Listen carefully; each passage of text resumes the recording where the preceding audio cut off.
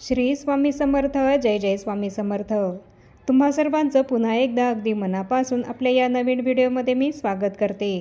उद्या शनिवारी आहे रक्षाबंधन. रक्षाबंधन या सणाला प्रत्येक बहीण आपल्या भावाला राखी बांधत असते आणि त्याच्या दीर्घायुष्यासाठी, त्याच्या प्रगतीसाठी देवाकडे प्रार्थना करत असते. तर उद्या रक्षाबंधन या सणाला आपल्याला आपल्या भावाला राखी बांधताना हा एक मंत्र म्हणायचा आहे. आणि सगळ्यात पहिली राखी आपल्याला कोणाला बांधायची आहे की जेणेकरून ज्याप्रमाणे आपला भाऊ हा आपल्या पाठीशी प्रत्येक संकटात उभा राहतो, त्याचप्रमाणे त्यांचीसुद्धा साथ आपल्याला प्रत्येक संकटामध्ये मिळेल. प्रत्येक संकटात आपल्या पाठीशी ते कायम उभे राहतील आणि त्यांच्याच आशीर्वादाने आपल्या कष्टाला, मेहनतीला, नशिबाची साथ मिळेल. सदैव ते आपल्या पाठीशी उभे राहतील. आणि पहिली राखी बांधण्याचा हा त्यांचाच मान आहे. तर ही पहिली राखी आपल्याला कोणाला बांधायची आहे याबद्दलची संपूर्ण माहिती मी तुम्हाला आपल्या आजच्या व्हिडिओमध्ये देणार आहे. आणि त्याचप्रमाणे आपण आपल्या देवघरामध्ये असलेल्या देवांनासुद्धा रक्षाबंधनाच्या दिवशी राखी बांधत असतो.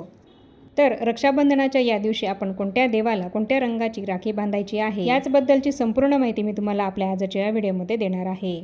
त्यामुळे ही अत्यंत महत्त्वपूर्ण माहिती जाणून घेण्यासाठी तुम्ही हा व्हिडिओ कुठेही स्किप न करता शेवटपर्यंत नक्की बघा.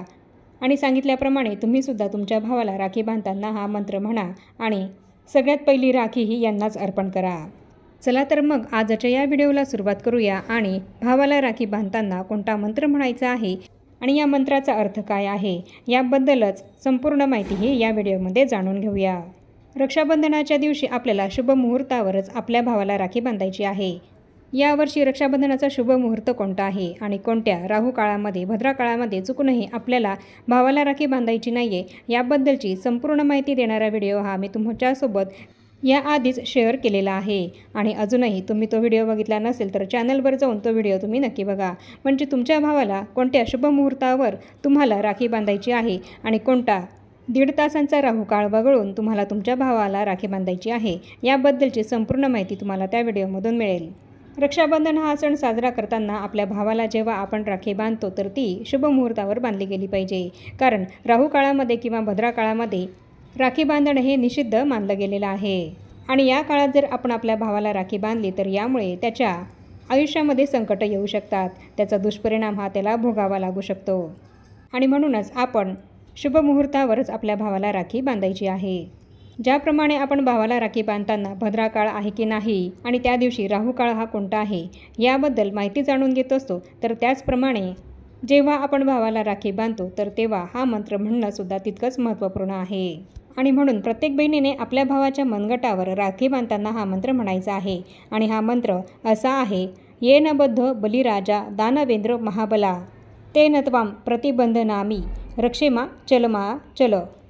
तर असा हा मंत्र आहे. आणि हा मंत्र म्हणूनच आपण आपल्या भावाला राखी बांधायची आहे. हा मंत्र म्हणून आपण आपल्या भावाच्या हातावर एक प्रकारे रक्षासूत्रच बांधत असतो. आणि या मंत्राचा अर्थ असा आहे की ज्या रक्षासूत्राने बलाढ्य महाबली राजा हे बळीला बांधले गेले होते, त्याच मंत्राने रक्षासूत्राने मी तुला बंधनात बांधते. मी तुझ्या मनगटावर हा पवित्र धागा बांधत आहे जो राजा बळीच्या रक्षणासाठी बांधला होता. आणि हाच पवित्र धागा तुझेही सदैव रक्षण करेल, तुला प्रत्येक संकटापासून वाचवेल, असा या मंत्राचा अर्थ आहे. राखी ही फक्त राखी नसून ते एक प्रकारे रक्षासूत्र आहे. आणि हे रक्षासूत्र हा मंत्र म्हणून आपण आपल्या भावाच्या मनगटावर बांधल्यामुळे आपल्या भावाचं प्रत्येक संकटापासून संरक्षण होत असतं. आणि म्हणूनच राखी बांधताना हा मंत्र म्हणण्याचे विशेष महत्त्व आहे. यामुळे बहीण आणि भाऊ या दोघांनाही लाभ होतो. त्यांच्या आयुष्यात सुख, शांती, समृद्धी येते असं म्हटलं जातं. आणि म्हणून तुमच्या भावाला राखी बांधताना तुम्हाला हा मंत्र जरूर म्हणायचा आहे. आणि हा मंत्र मी तुम्हाला डिस्क्रिप्शनमध्ये लिहून देत आहे, तर तिथे पाहून तुम्ही हा मंत्र म्हणू शकता. आणि त्याचप्रमाणे रक्षाबंधनाच्या या सणाच्या दिवशी सगळ्यात पहिली राखी आपल्याला कोणाला बांधायची आहे, सगळ्यात पहिली राखी बांधण्याचा मान हा कोणाचा आहे, तर सर्वात पहिली राखी ही आपल्याला गणपती बाप्पांना बांधायची आहे. आपल्या देवघरामध्ये असलेल्या गणपती बाप्पांच्या मूर्तीला ही राखी आपल्याला बांधायची आहे. किंवा मग तुम्ही एखाद्या गणपती बाप्पांच्या मंदिरामध्ये जाऊन त्यांनासुद्धा सर्वात पहिली ही राखी अर्पण करू शकतात. गणपती बाप्पा ही देवता प्रथम पूजनीय आणि प्रथम वंदनीय आहे. त्यामुळे सर्वात पहिली राखी ही आपण त्यांनाच बांधायची आहे. तसंच आपण मारुती रायाला राखी बांधायची आहे. कारण प्रभू श्रीरामांनी मारुती रायाला असं वरदान दिलं होतं की या कलियुगामध्ये जी व्यक्ती तुझी अगदी मनापासून भक्ती करेल, सेवा करेल, त्या व्यक्तीला जर या कलियुगामध्ये कुठलीही अडचण आली तर त्यांच्या मदतीला तू जाशील. त्यामुळे सध्याच्या या कलियुगामध्ये सगळ्यात जागृत देवता जी असेल तर ती मारुतीराय म्हणजेच हनुमान आहेत. आणि म्हणून आपल्या घराजवळ असलेल्या मारुतीरायाच्या मंदिरामध्ये जाऊन आपल्याला त्यांना राखी अर्पण करायची आहे. ज्या महिलांचा भाऊ हा त्यांच्यापासून दूर राहत असेल किंवा ज्या महिलांना भाऊच नसेल तर अशा सर्व महिलांनी मारुतीरायाला राखी बांधायची आहे. मारुतीरायाला राखी बांधल्यामुळे कोणत्याही संकटाच्या काळामध्ये मारुतीराय आपल्या पाठीशी कायम उभे राहतील आणि त्या संकटातून आपल्याला नक्की बाहेर काढतील. आणि म्हणूनच तुमच्या घराजवळ जिथे कुठे मारुतीरायाचं हनुमानाचं मंदिर असेल तर तिथे जाऊन तुम्हाला मारुतीरायाला राखी बांधायची आहे. आणि त्याचप्रमाणे आपल्या स्वामी समर्थ महाराजांना सुद्धा आपल्याला एक राखीही अर्पण करायची आहे. स्वामी समर्थ महाराजांचं केंद्र मठ जिथे तुमच्या घराजवळ असेल तर तिथे जाऊन तुम्हाला सर्वात आधी स्वामी महाराजांना आपल्या गुरूंना राखी बांधायची आहे. किंवा जर तुमच्या घराजवळ स्वामी समर्थ महाराजांचं केंद्र मठ नसेल तर तुमच्या देवघरामध्ये स्वामी महाराजांचा फोटो असेल किंवा मूर्ती असेल तर त्या स्वामी महाराजांच्या मूर्तीला किंवा फोटोला तुम्हाला सर्वात प्रथम राखीही अर्पण करायची आहे. जेव्हा आपल्यावर एखादं संकट येतं तर तेव्हा आपल्या पाठीशी कोणीही नसतं. मग अशा वेळेस आपले स्वामी समर्थ महाराज आपले गुरुच आपल्या पाठीशी भक्कमपणे कायम उभे राहतात. प्रत्येक संकटातून आपल्याला ते बाहेर काढतात. ज्याप्रमाणे आपण भावाला राखी बांधतो आणि तो आपल्या पाठीशी कायम उभा राहतो त्याचप्रमाणे स्वामी महाराज हे सुद्धा आपल्या पाठीशी कायम उभे राहतात. भिवू नकोस मी तुझ्या पाठीशी आहे असं स्वामी समर्थ महाराज आपल्याला नेहमी सांगत असतात. आणि आपण जर स्वामी महाराजांना रक्षाबंधनाला भावाला राखी बांधण्याच्या आधी जर राखी अर्पण केली तर यामुळे स्वामी सदैव संकटकाळी आपल्या पाठीशी उभे राहतात आणि आपल्याला संरक्षण देत असतात. आपल्या वाईट काळामध्ये स्वामी महाराज आपल्याला कधीही सोडून जात नाही तर ते आपल्या पाठीशी भक्कमपणे उभे राहतात आणि आपल्यावर आलेल्या संकटातून दुःखातून बाहेर निघण्याचा योग्य तो मार्ग ते आपल्याला दाखवत असतात. आणि म्हणूनच रक्षाबंधनाच्या या सणाला भावाला राखी बांधण्यापूर्वी आपल्याला गणपती बाप्पांना त्यानंतर मारुतीरायांना आणि स्वामी समर्थ महाराजांना राखीही जरूर बांधायची आहे.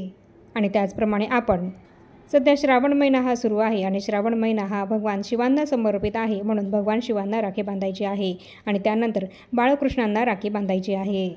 भगवान महादेवाला राखी बांधण्यासाठी तुम्ही तुमच्या घराजवळ असलेल्या महादेव मंदिरामध्ये जाऊन तिथे सुद्धा राखी बांधू शकतात किंवा आपल्या देवघरामध्ये जी शिवपिंड असते तर तिलासुद्धा तुम्ही राखी बांधू शकतात.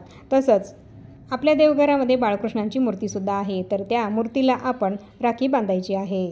आणि या देवतांना राखी बांधत असताना कोणत्या देवतेला कोणत्या रंगाची राखी बांधायची आहे तर यामध्ये गणपती बाप्पांना आपल्याला लाल रंगाची राखी बांधायची आहे.